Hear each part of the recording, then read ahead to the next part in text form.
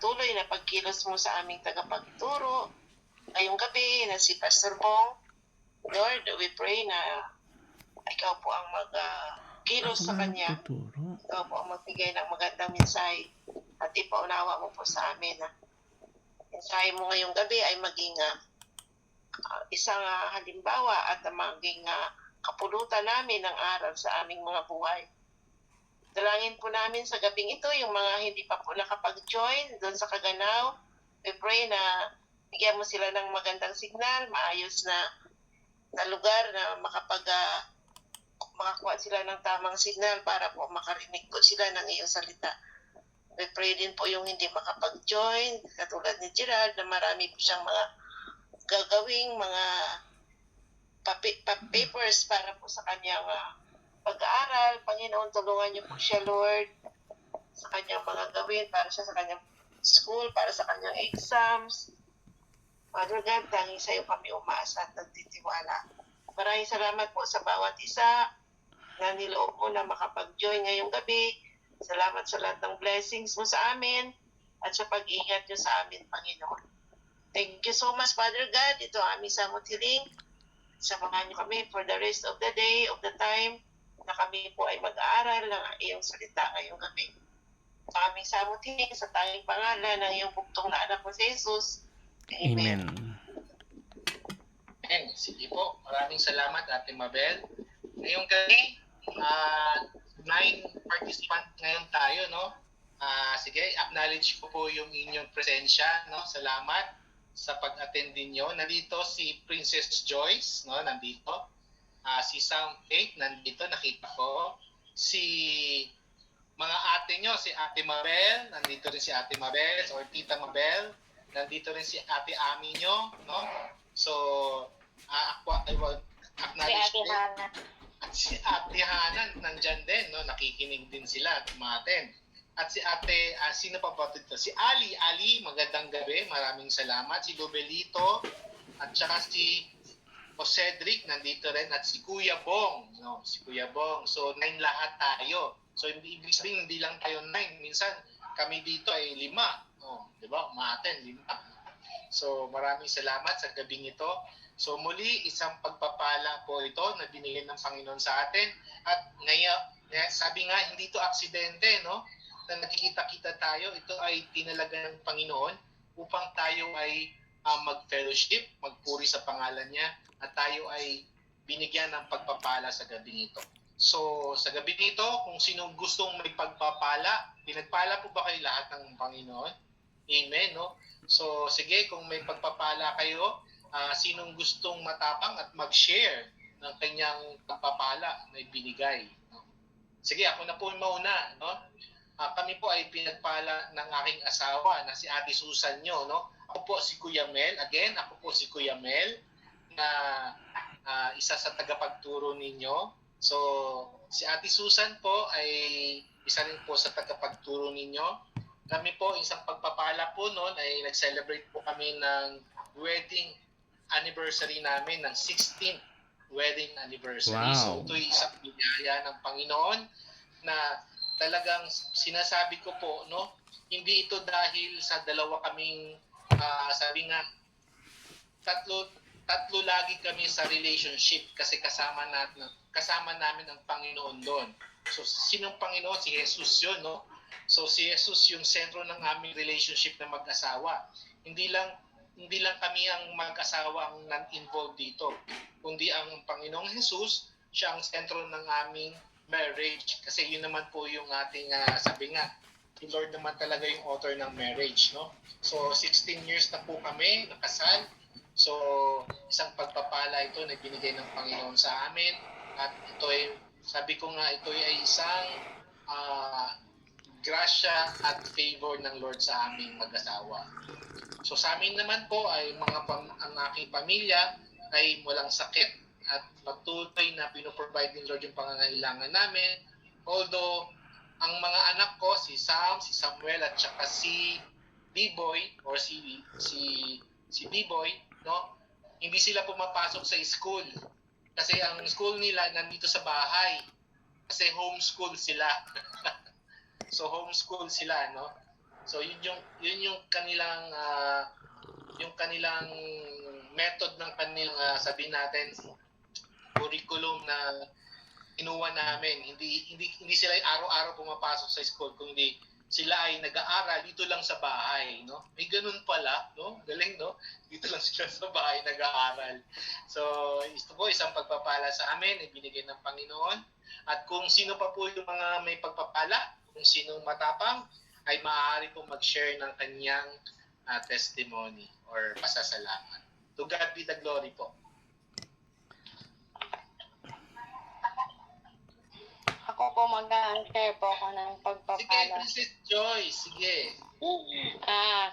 Nagpapasalamat po kay Lord ka kasi wala po kaming sakit. Iniingatan po nila kami. Amen. Tsaka po, yung asawa ko, araw-araw niyang iniingatan. Dito kami sa bahay, malusog po ang aking mga anak at kami rin po mag-asawa, lalo ng mga magulang ko. Salamat din po kasi iniingatan niya yung mama at papa ko sa, lalo na po yung tatay ko at mama ko po sila. So, alam naman po natin na o kabundukan po. Tapos, tawag dito. Yung gusto ko lang po, tsaka gusto ko lang po i-share yung, nung nakarang araw, bale, parang may nangyaring dahil nag-ayos po yung asawa ko ng cellphone, parang yung may nakako, tapos, sinabi sa akin ang asawa ko, so, nagalit ako, na nalaman ko, kasi, hindi po yun bayad. So, ngayon, ang nangyari, kinabukasan, i-message ko na sana yung tao na yun. Kaso, ngayon biglang nag-send si Kuya Bong ng tawag dito. Yung araw-araw po nating devotion. So, pinabas ko, tawag dito. Imbis po na magalit ako agad or tawag dito, parang yun nga, magalit po agad ako doon sa tao na yun, ay hindi. Pinapaalala nitong verse na to or devotion na to na tawag dito, follower ako ni Christ, ni God, ganun. Tapos, nalaman ko po nung kinabukasan, nag-message yung pwede ba na hulugan na lang kasi may sakit yung anak nila. So, parang natawang po ko na, ay buti na lang hindi ako nag-message bar, nagalit kasi may dahilan pala, kaya hindi agad sila nakabayad. Parang ganun po, nag-remind si Lord na imbis na magalit ka agad sa tao, itindihin mo kung bakit hindi agad sila nakabayad. Parang ganun po. Kaya sabi ko, ang bait ni Lord kasi hindi niya hinayaan na magalit agad ako. Ni-remind niya na follower niya ako. Yun po. Imbis na magalit agad ako, yun, na nalaman ko na pina-check up yung anak nila tapos may sakit. So yun, nilitindi ko na din po kasi may anak din naman ako. Yun, gusto ko lang po i-share mo. Amen. Tunay nga, sabi ni Mrs. kanina, ito actually yung fruits of the Holy Spirit. Ano yung na-experience ni Princess is that self-control. Marunong na niya pigilin yung sarili niya. No? So, yan ang magandang nangyayari. No? Self-control, na hindi agad-agad kang magagalit. At least meron kang may reason pala. No? So, thank you, Princess, sa mensahe, sa shinare mo na yan. At least everyone are learning, no, from his journey, no, her journey, no, dito sa ating sa salita ng Diyos. Ay lahat ay lalago, no, hopefully lahat tayo ay lalago, kasi wala pong sa atin, hindi natin maintindihan ng banal na kasulatan kung wala mag-explain, no. So nandito kami bilang ate at kuya nyo, so kami po ay maglilingkod din sa Panginoon upang tayo lahat ay lumago sa salita ng Diyos. Amen. Thank you, Princess. Oo. So, sino pa po ang may mga pasasalamat? Ako praises din. O, si Kuya Bong. Oo, kahapon nakabalik ako dun sa sa doctor sa TMC sa Tagaytay Medical Center. Nakapagpa-laser ako ng mata ko, yung kaliwa. Second time ko. Kasi mahal kasi magpa-laser ng mata, no? Ang kagandahan nun, may coordinator kami ng mga kaklase ko na kakilala nila. So siya nag-aayos sa PhilHealth. Tsaka yung kaya ang bill namin 106 lang ang binayaran kasi may PhilHealth nga kami.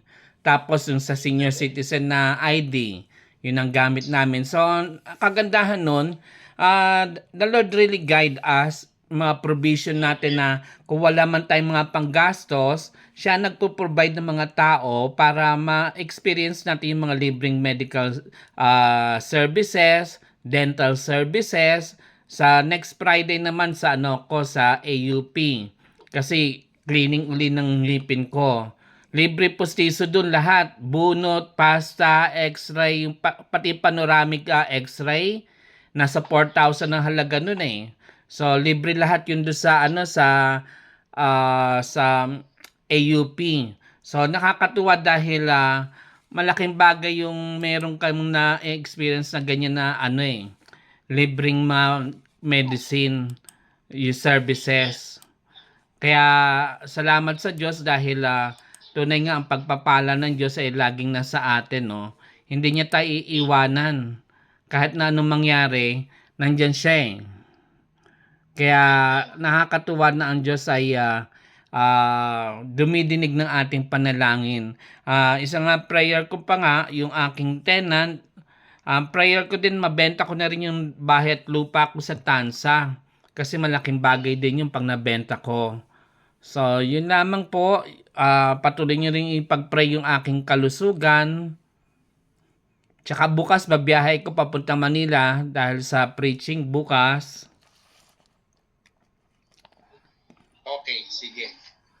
Wow, thank you Kuya Bong sa praises mo. Na truly the Lord provides, no? Lahat pinoprovide ng Panginoon ng pangangailangan natin, maging physical man yan, yung health natin, no? Provisions, no? Pangangailangan natin, and truly that the Lord is faithful, no? So yan, sige. Hindi na po tayo magpapatagal pa. So we're excited na po to study the Word of God. So ngayon, ang magtuturo po sa atin si Kuya Bong, ang ating teacher ngayon. So, ang rules natin, no, pag tayo ay nakikinig, i-off po muna natin yung mic natin. So, kung may mga questions, no, kung may mga tanong kayo, pwede natin yan sagutin, or magtanong lang kayo kung may naguguluhanan kayo. Nandito po ang atit kuya nyo para sumagot sa inyong mga tanong. Sige, hindi na natin patatagalin pa. Pwedeng pabasa amin ng 1 Corinthians chapter 15 verse 3 and 4 sa Tagalog.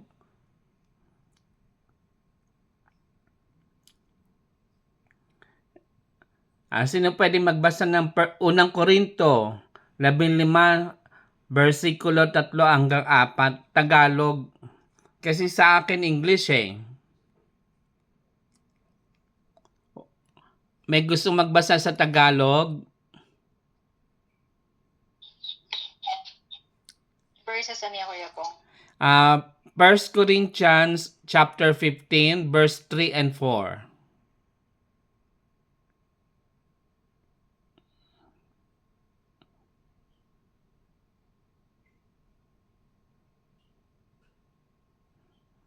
Unang Korinto 15 versikulo 3 and 4. Sige, Kuya Bong, wait lang. Basahin ko.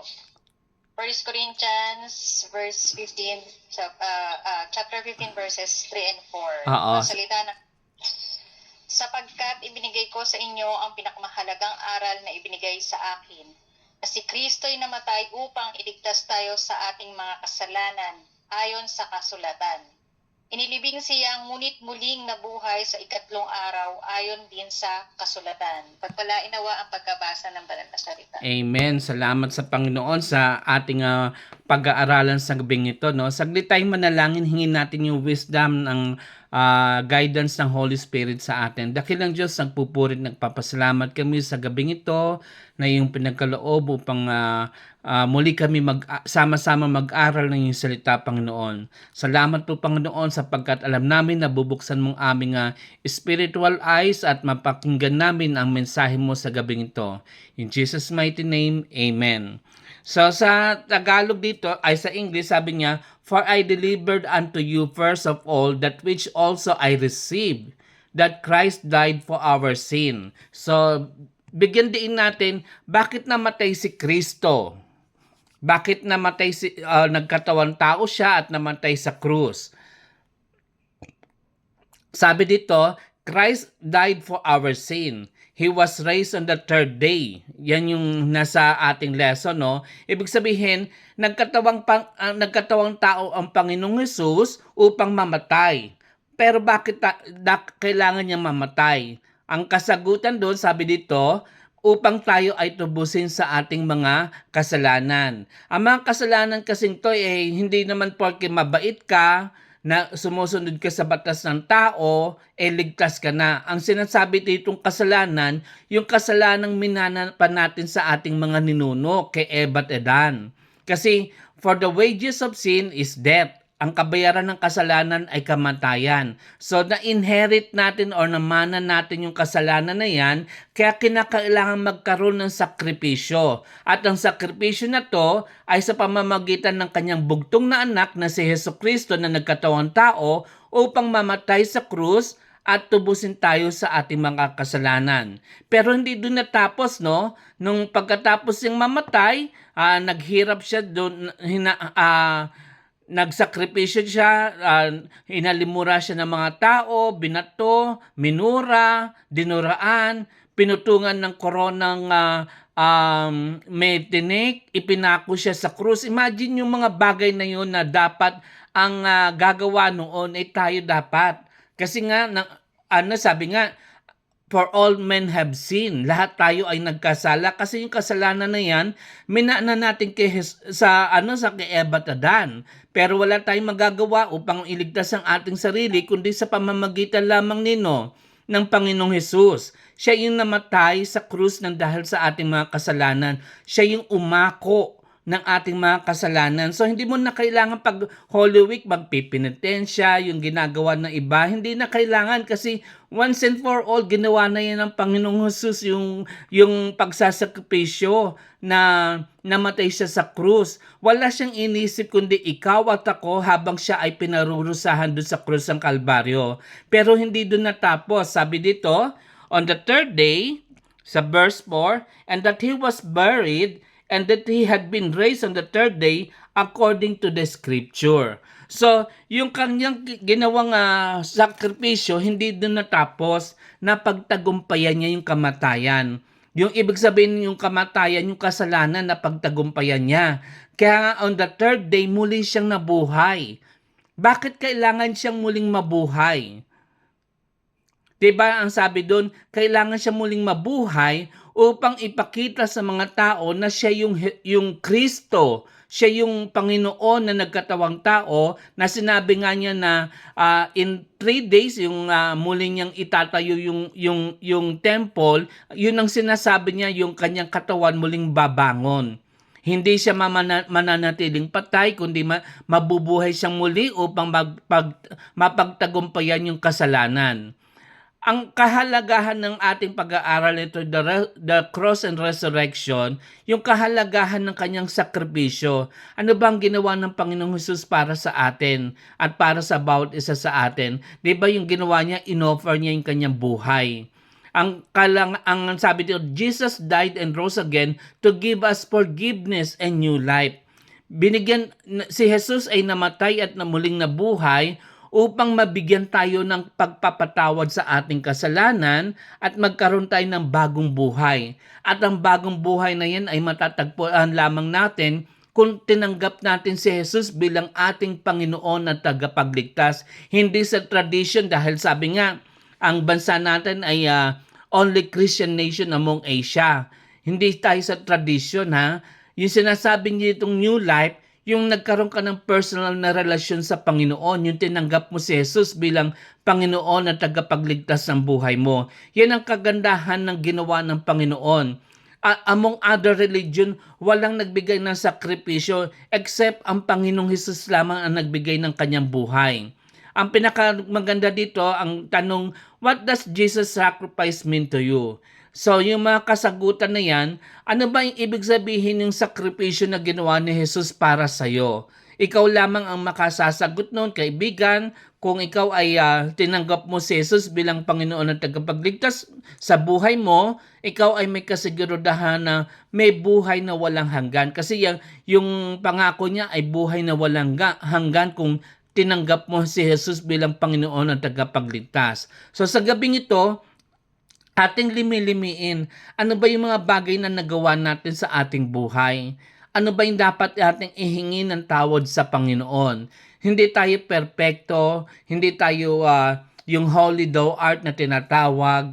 Tayo ay tinubos lamang sa dugo ng banal na dugo ng Panginoong Hesus.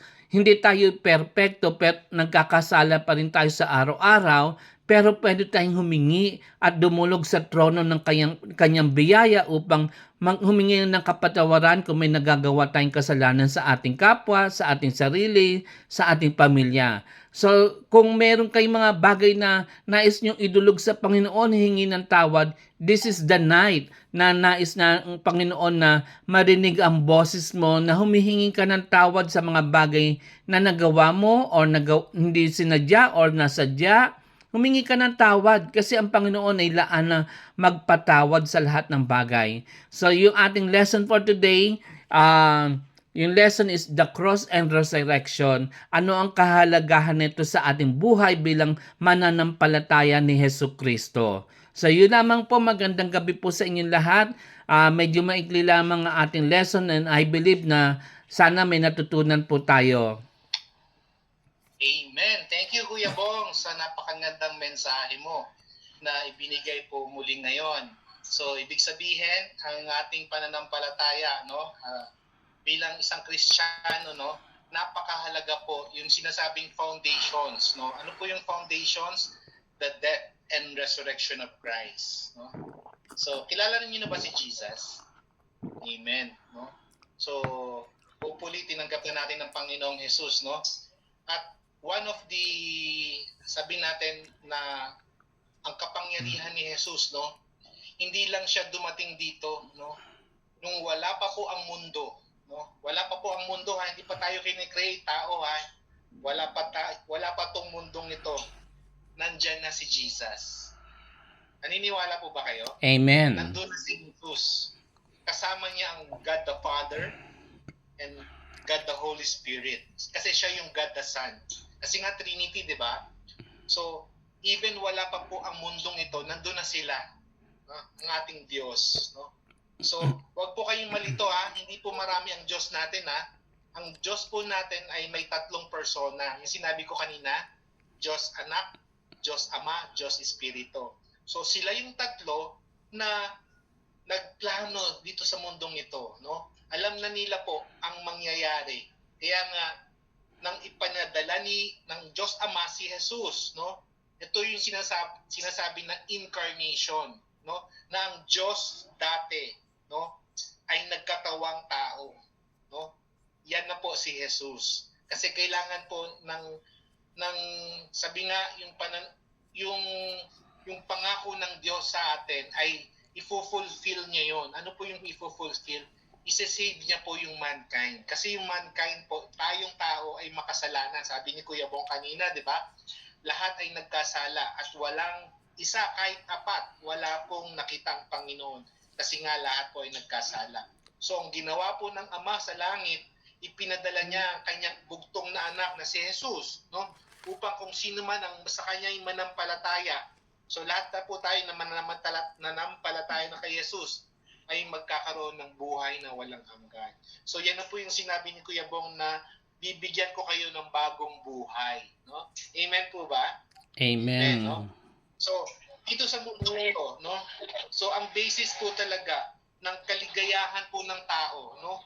The true joy, no? Yung joy po na talagang makikita natin is not on the material blessing, is not on the material possession na meron ka. May milyon ka sa bangko, may magandang kang bahay, may maganda kang kotse, maganda ang pinag-aralan mo. Hindi po yan ang pinakamahalagang true joy. Ano po yung true joy, no? Na makilala natin si Jesus. Yan po ang pinakamahalaga po na nakilala natin si Jesus. Why?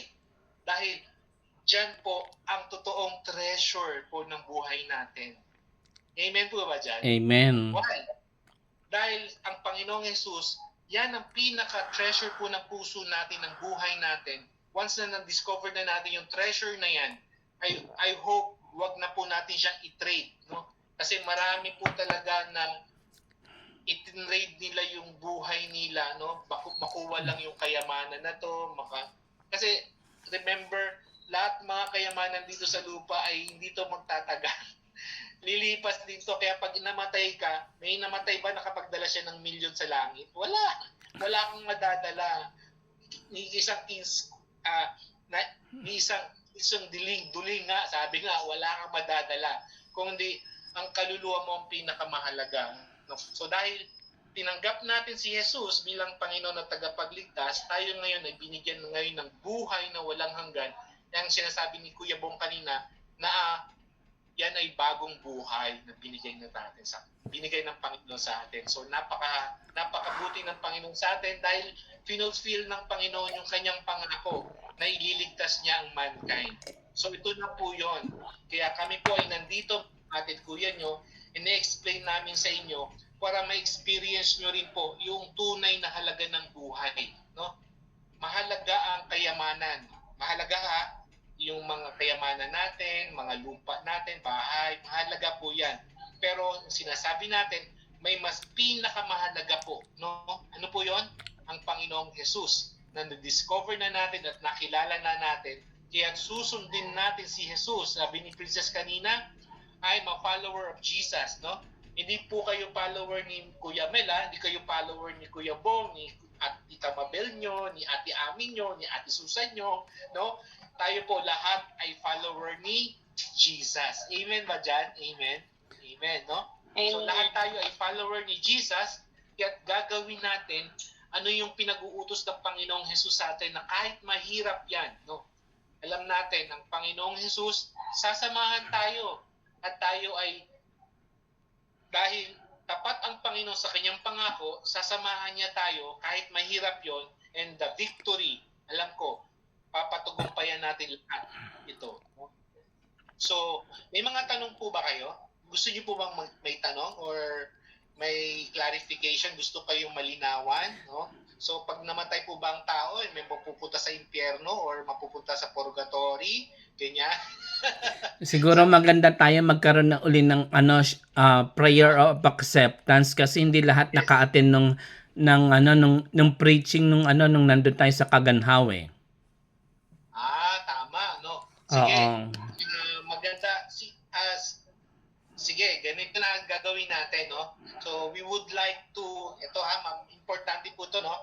We would like to, sabi nga, i-present, i-lead kayo lahat, no? To a personal prayer, no?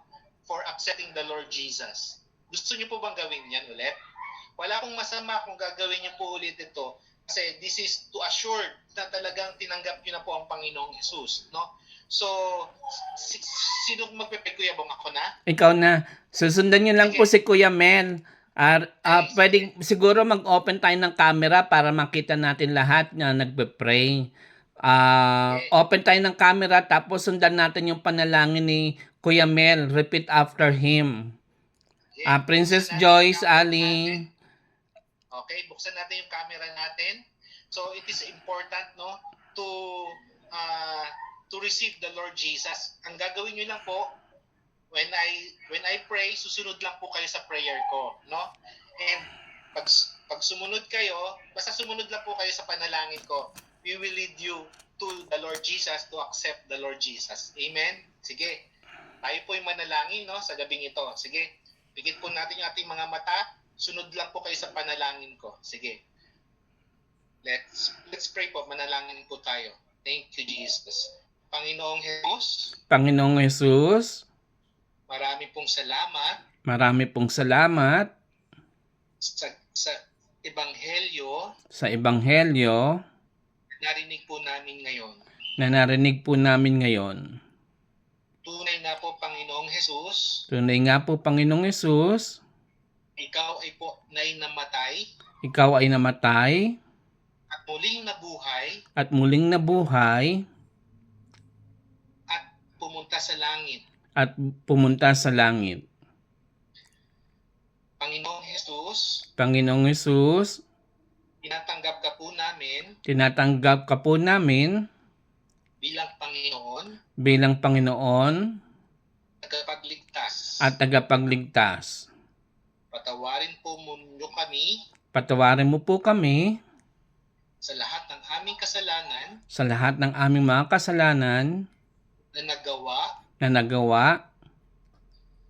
Alam po namin nalilinisin niyo po ang aming puso at isipan nalilinisin mo po ang aming puso't isipan ng iyong badal dugo ni Jesus. ng iyong banal na dugo ni Jesus.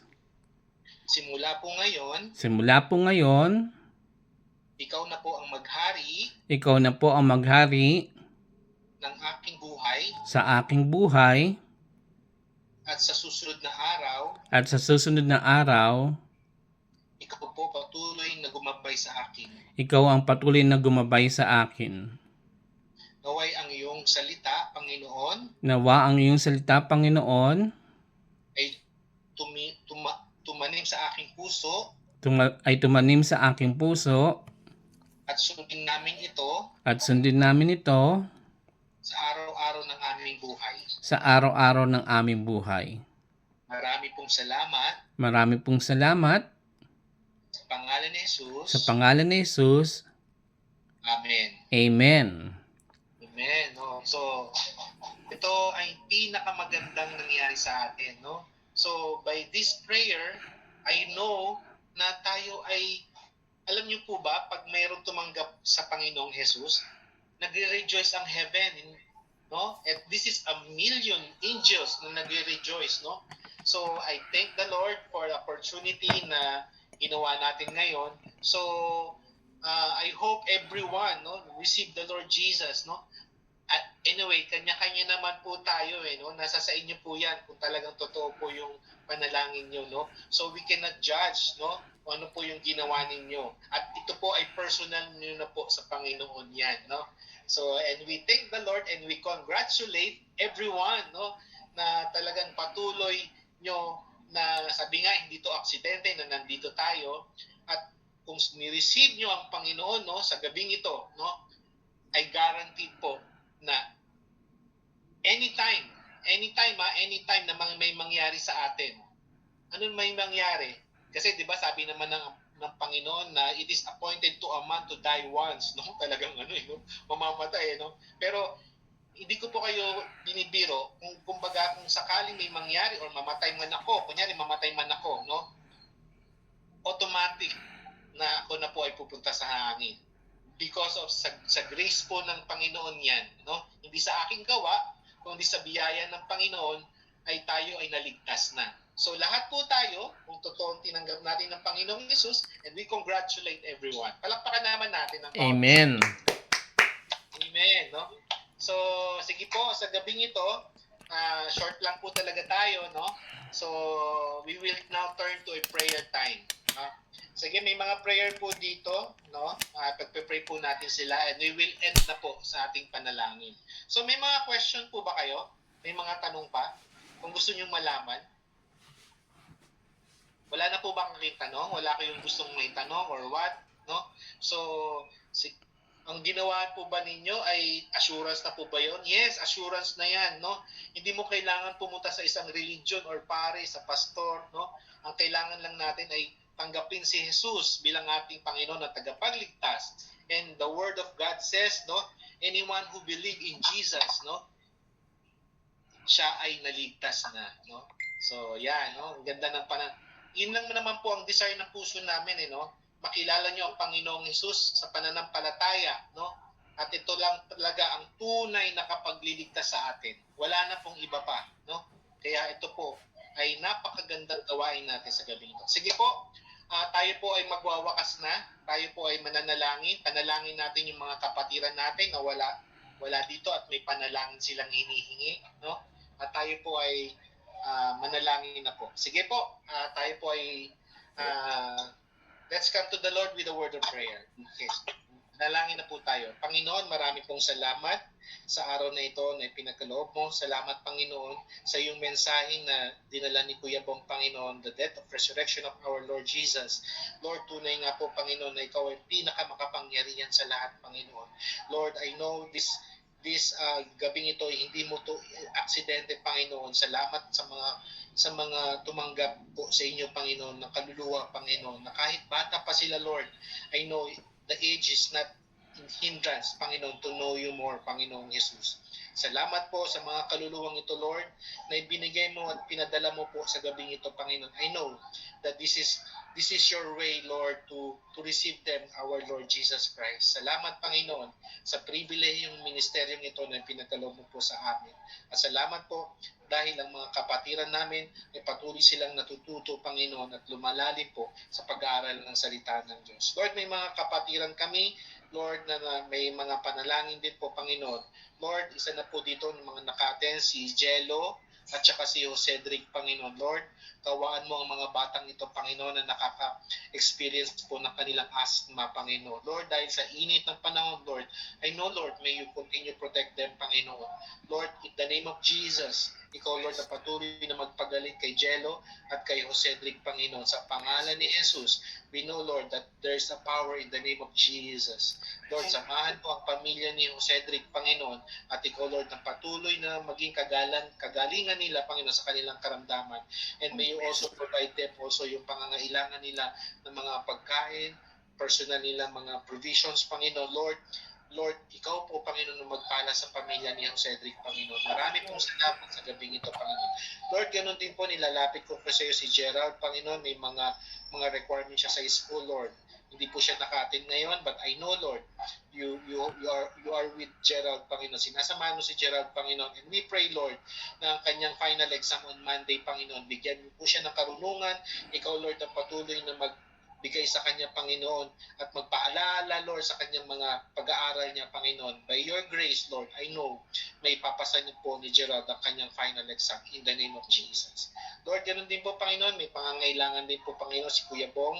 I know, Lord, ikaw, Lord, ang patuloy na magbigay ng provision ni Kuya Bong, Panginoon, at ikaw, Lord, ang patuloy sa kanya na magpala sa kanyang sa spite of na naglilingkod siya, Lord, ikaw, Lord, ang patuloy na bless sa kanya, Panginoon, abundantly, Lord, in the name of Jesus. May you also pray, si Kuya Bong, Lord, ang pag-travel niya bukas, dahil siya po ang magiging speaker namin, Panginoon, sa aming simbahan. Salamat po sa pribilehiyong ito ng ministeryo, Lord, na binigay mo po sa amin. Lord, sa gabing ito, salamat po sa bawat presensya ng bawat isa. I know, Lord, ikaw ang napurihan, Lord, ikaw lahat, Panginoon, sa iyo po namin pinabalik lahat ng papuri pa sa salamat. Salamat po dahil ang iyong biyaya, ang iyong mercy, Panginoon, ang we experience until today, Panginoon. Marami pong salamat sa iyong pagpapala niyo po sa bawat isa sa amin. Lord, sa Sabadong ito, I know, Lord, at ikaw, Lord, na patuloy na sa amin nag-iingat at magpala, Panginoon. Sa mga pamilya namin, sa bawat isa, Panginoon, na nandito, naka-attend ngayon, Panginoon, Lord, may you continue to give them the desire of their heart according to your will, Lord. At ikaw, Lord, ang patuloy sa kanila na manguna, Panginoon, sa bawat fire natin ngayon, Panginoon. Hindi ko man po sila maisa-isa, Panginoon, but I know, you know them one by one, Panginoon. Alam mo sila isa-isa, Panginoon. At ikaw, Lord, ang patuloy nilang maging provision, protection, Panginoon. Salamat po sa gabing ito as we give back all the praises and glory. In Jesus' name we pray. Amen. God bless. Po kayong lahat. See you tomorrow. Magandang gabi po sa lahat. Attend kayo bukas ng online na Sunday service. Simba. Oo nga po, Kuya. Wala po eh. Sige, thank you. God bless.